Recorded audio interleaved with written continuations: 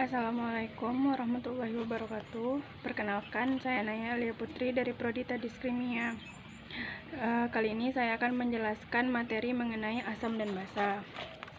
Tujuan dari praktikum ini ialah menguji sifat asam basa larutan dengan kertas lakmus. Kedua, membuat indikator asam basa dari tumbuhan dan mengamati perubahan warna indikator yang sering digunakan dalam laboratorium. Dan yang terakhir, menggolongkan larutan asam basa kuat dan lemah berdasarkan pH. Landasan teorinya, rasa makanan yang berbeda-beda disebabkan oleh sifat kimia makanan tersebut, yaitu asam, basa, atau netral. Asam dan basa saling menetralkan membentuk garam. Menurut teori Arrhenius, senyawa asam adalah senyawa yang jika dilarutkan dalam air akan menghasilkan ion H+. Contohnya HCl menghasilkan H+ ditambah Cl-. Sedangkan senyawa basa adalah senyawa yang jika dilarutkan dalam air menghasilkan ion OH-. Contohnya pada NaOH menghasilkan Na+ ditambah OH-. Untuk mengetahui apakah suatu larutan mengandung ion H+ atau ion OH- dapat diuji dengan kertas lakmus. Ada dua jenis kertas lakmus, yaitu kertas lakmus merah dan biru. Adanya ion H+ dalam larutan dapat memerahkan kertas lakmus. Lakmus biru berubah menjadi merah, atau lakmus merah tidak berubah warna. Sedangkan adanya ion OH- dalam larutan dapat membirukan kertas lakmus. Lakmus merah berubah warna menjadi biru, atau lakmus biru tidak berubah warna. Berbagai bahan tumbuhan berwarna dapat digunakan sebagai indikator asam basa, yaitu misalnya daun mahkota bunga, kembang sepatu, bougainville, mawar, kunyit. Ekstra bahan itu memberi warna yang berbeda dalam larutan asam dan basa. Derajat atau tingkat keasaman suatu larutan dinyatakan dengan istilah pH.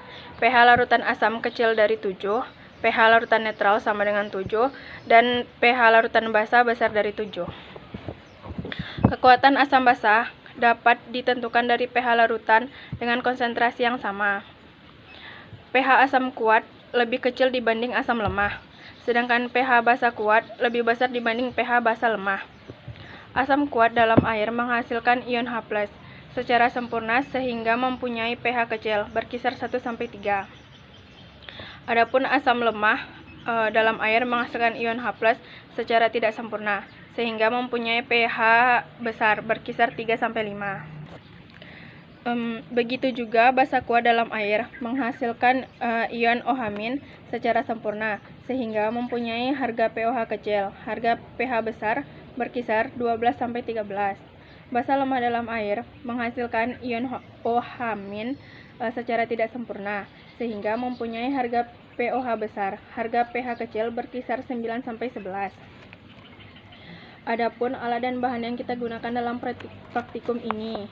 Yang pertama alatnya, yaitu tabung reaksi atau plat tetes, rak tabung reaksi, pipet tetes, alu dan lumpang, gunting, pisau, kertas lakmus merah dan biru, serta indikator universal. Bahan yang kita gunakan yaitu air suling, air kran, air sabun, air kapur, air jeruk nipis, kunyit, larutan gula, alkohol, larutan deterjen, mahkota berwarna merah, biru, putih, larutan cuka CH3COOH, larutan natrium hidroksida, larutan asam nitrat, larutan asam klorida, larutan kalium hidroksida, larutan natrium klorida, dan fenolftalin.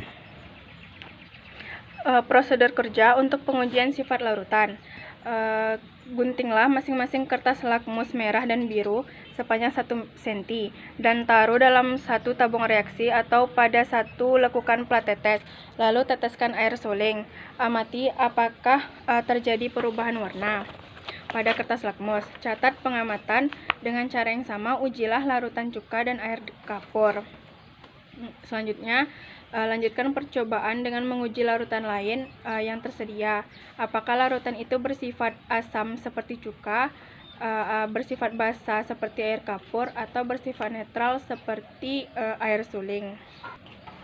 Yang kedua, membuat indikator dari tumbuhan dan mengamati perubahan warna indikator fenoftalin.